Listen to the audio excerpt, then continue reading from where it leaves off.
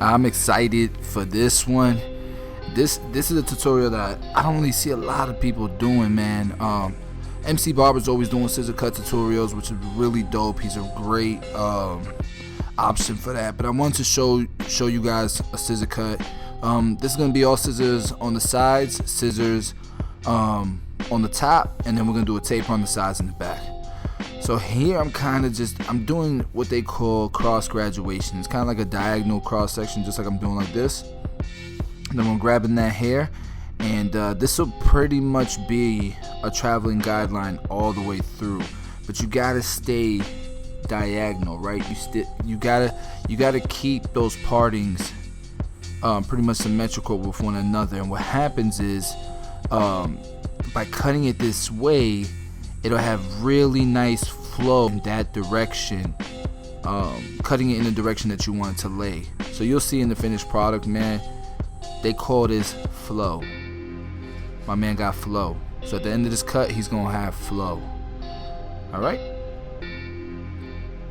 so you can see, and we're pretty much taking a little bit of the last section, grabbing a little bit of the last section as our guideline. And you can check it by using the scissors like I'm doing there to see if that last section is still there, and that's how we'll stay consistent all the way through.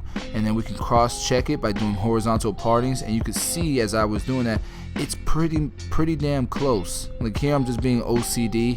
Now here towards the crown area, we want to keep that length, that fullness, because we don't want to cut the crown area too short, the calic area too short. So I'm over directing that more towards the side so that we can allow that length. Okay, my camera cut off, so I didn't get to show the other side, but it's the same technique, guys. And here I cut the top with scissors, and my camera cut off again, but I'm finishing it off. He wanted it to be thinner and stuff, so I reclined them back, and I'm using a feather razor to create to thin the hair out, to create some texture on the top, make it lighter, because his hair is really heavy, really thick.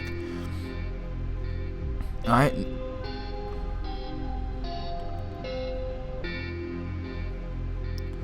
and you know, these razors, when you have like these feather razors, all of them are different. Like there's blending razors, and what it is those teeth, those guard teeth, the wider or the thinner the number, make them texturizing razors, make them blending razors. I'm using a blending razor, and what you see that I'm doing here is I'm kind of combing it and blending a lot of that top into the sides, and it's gonna flow very nicely.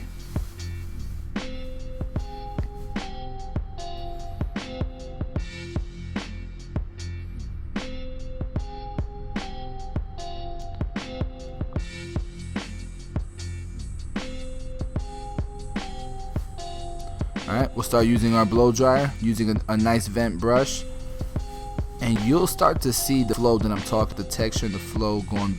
It looks really nice. Like I've been really attracted to these hairstyles, to these haircuts. Like I find them like it's artwork, man, to me. So I've been getting really obsessed about, you know, getting better at these types of haircuts. Now the blow dryer heating that I'm using is medium with high volume. And there's all kinds of brushes, man. Like there's 1,000 different ways to use brushes, and all these brushes, man, that like we not up on game as barbers. Like every brush has a purpose and are effective in different ways with different people. So here in the front, I'm trying to create volume here, as you can see, and look how nice that's starting to lay. Look at that flow.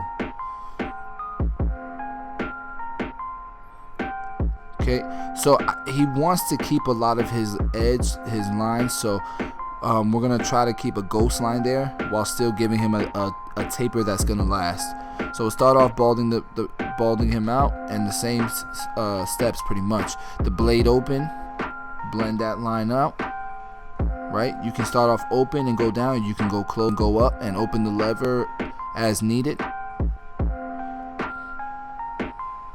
You guys can see as I'm opening the lever and stuff what's going on here.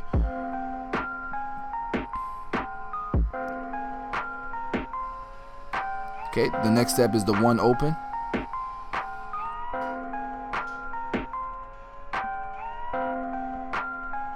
Now we're closed, right underneath where we just left off. And you can open and close as needed. Close makes it a shorter cut, open makes it a longer cut. So here we have our half guard, and that brings everything together the way that it does with fades. And again, opening it leaves the hair longer, close leaves the hair shorter. Now we have our 1.5 guard. It's open right now, I believe.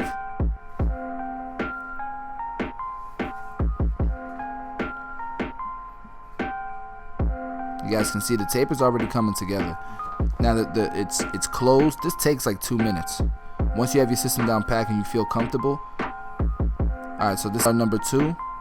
Our number 2 is dark. It's gonna leave the hair dark, so a lot of times you could use a number 2 into whatever length it is on the sides, and you won't see a disconnection because it's the same color tone, it's the same darkness. You can create the illusion that it's connected. Here we're using our number 3. I believe it's closed right now.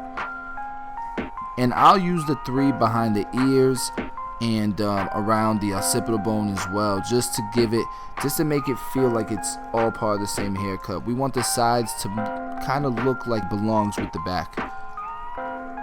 Now he was wearing his hat, so there was like a little bit of like a tuft here. So I'm trying to go through it with my fine-tooth comb and lay it down like with that tension, but it just didn't want to give. And I asked him, hey, did you wear a hat? He said, yeah. I said, damn. So if you're a customer and you come in with hats and you have that impression on your head, you're making your barber work harder than he really needs to. We'll have to wet your hair, shampoo it, and sometimes it still won't come out. And now I'm just kind of fine-tuning the taper. I'm detailing. But the taper's looking good. It's coming together.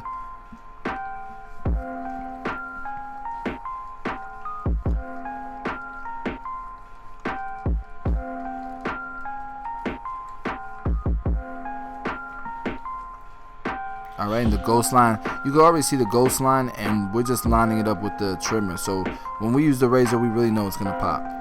You can see here how using the 3 behind the ear and through to the occipital bone, how it really brings the cut together. Just that simple attention to detail. So my camera cut off again. So we missed most of the taper in the back up to the 1 open, I believe. But you guys get the idea. It's the same system. Now we already did the 3 around the occipital bone, so we're following it up with a 2, then a 1.5 guard open, then close as it is now. Well, it's open now, but then close before.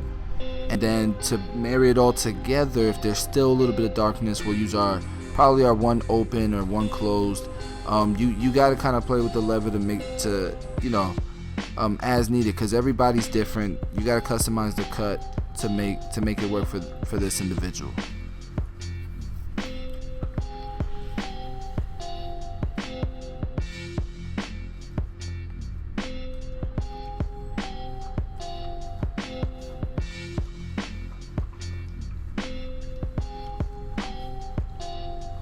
And it looks like I'll probably have to use a half guard because it's still a little bit dark.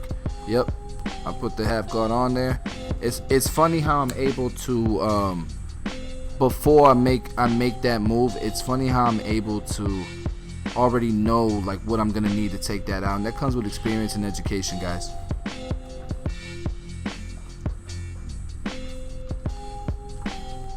So the blend's looking good. Then we'll use the thinning shears to customize the cut some more. Thinning shears do that. They're not supposed to take length off. They're supposed to thin the hair out. Sometimes it'll blend the hair some too. It'll create the illusion by leaving the hair less heavy that it's blended in. But if you use those thinning shears in the same spot too many times, it will take length off. Alright, and pretty much here we're going to use the same steps. I'm going to stay quiet and let you guys follow along.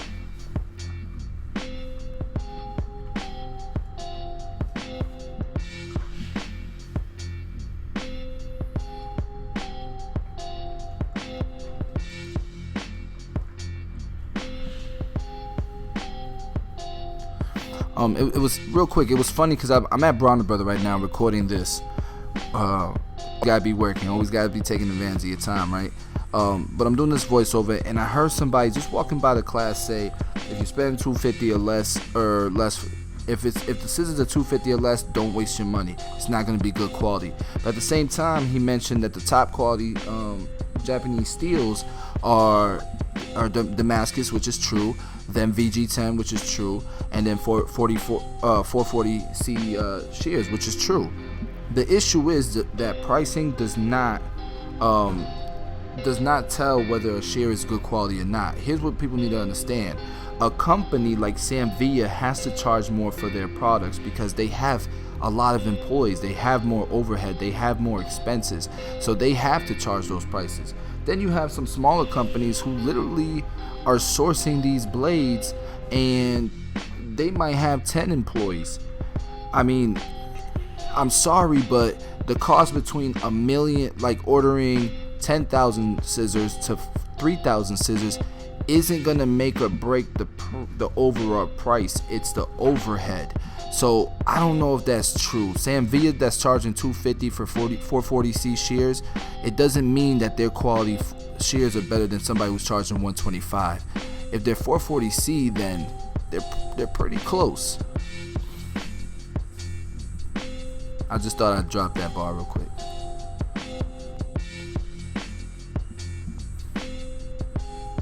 Alright, and at this point the tape is done, man. We're really just kind of detailing, but don't take too much time detailing just now, because once we line them up, we'll be able to see more imperfections that we'll probably want to go back and touch up. So if you can hurry up and get to the lineup, then you'll be able to see more of what's going on, because I'm telling you, with experience, like you'll notice that your eyes can play tricks on you guys.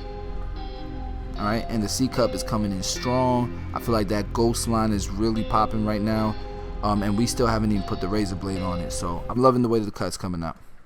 So here, using some Andy Slimline LIs that are not zero gap, it's still leaving a very nice line, and with a razor or shaver we'll get it even closer. And right away, once I did the lineup, I saw some darkness there by the edge, so I already know I'm gonna have to go back and touch it up. And here you go, I'm touching it up using the half guard. You can see it lightened it up just enough to where that darkness is gone. It looks much better in my opinion.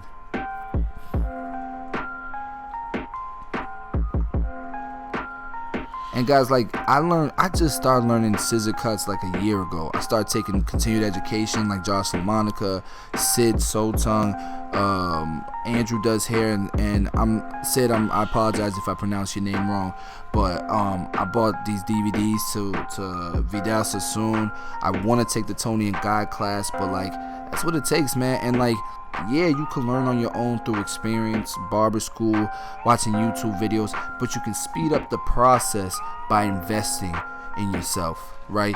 And I'm not saying you need to invest yourself to do it, but time is money, and I didn't want to take 3 to 5 years like it took me to master my clipper. I haven't mastered it, but you know, to feel comfortable with clipper, it took me 3 years. I don't have that type of time no more. So the money that I need in the barbershop, I leveraged that to learn a little bit faster, and that's how I've improved, honestly, my scissor work. That, and then the mannequins, man, just buying mannequins and practicing.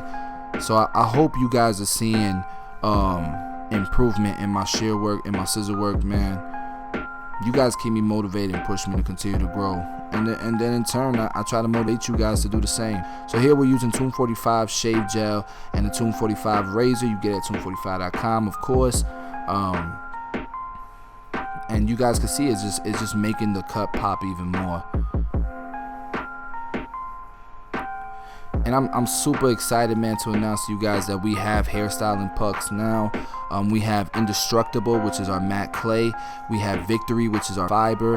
And we have Royal, which is our wax. All by Tomb 45, and they're available now on the website.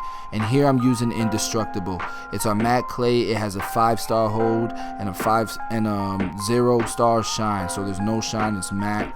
And what I'm doing is I worked it in my hands. I grabbed like a dime size, worked it in my hands until it was pretty much clear, and it started in the crown area, worked it in through the roots up until the hair shafts, and that's how you distribute it nicely, where there's no clumps or anything stuck in the hair, and it's nicely put throughout. You can see right away it gave it a really nice, some really nice volume, some really nice texture. And I use my vent comb. Look at that flow that you see happening now, and that'll give it an all day hold with natural movement. It looks natural. That's why I enjoy the products, man. So if you guys are interested in the pucks, man, you can email us at sales@tomb45.com if you're interested in, as a barber, in wholesaling. If you just want to buy it, man, buy one of them or whatever, tomb45.com, we carry it. So I appreciate you guys. And then here I just want to have some little partings or whatever, so I use that wide tooth pompadour comb. And here it is, man. There's the finished result. Let me know what you guys think. If you guys learned anything, smash that like button, comment below. I mean, we're trying to hit 1 million too, man. We want to get there eventually. So I appreciate you guys as always.